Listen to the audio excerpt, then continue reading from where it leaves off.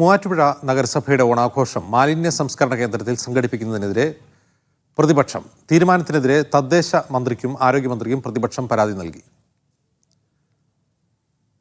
Nitin saver വിവരങ്ങളുമായി ചേരുന്നു. നിതിൻ, ഇതെന്താണ് സംഭവം?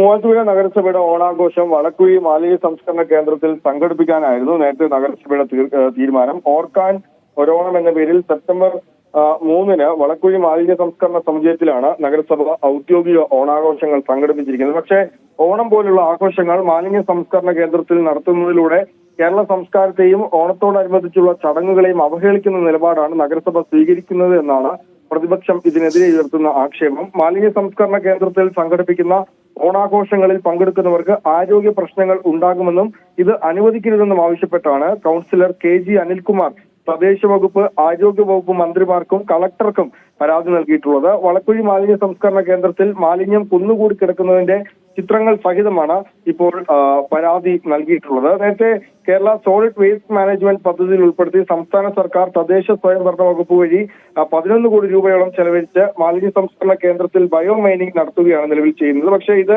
ഫലപ്രദമല്ല എന്ന ആക്ഷേപം നേരത്തെ CPM ഉയർത്തിയിരുന്നു. ഇതേ തുടർന്ന് ബയോ മൈനിങ് കൃത്യമായി നടക്കുന്നുണ്ടെന്നും ഇവിടെ മാലിന്യ കൂമ്പാരം ഇല്ലെന്നും ബോധ്യപ്പെടുത്തുക എന്ന രാഷ്ട്രീയ ലക്ഷ്യത്തോടെയാണ് നഗരസഭ ഭരണസമിതി ഓണാഘോഷം മാലിന്യ സംസ്കരണ കേന്ദ്രത്തിൽ നടത്താൻ തീരുമാനിച്ചത്. പക്ഷെ അതിനെതിരെയാണ് ഇപ്പോൾ കൗൺസിലർ പരാതി നൽകിയിരിക്കുന്നത്. ശരി.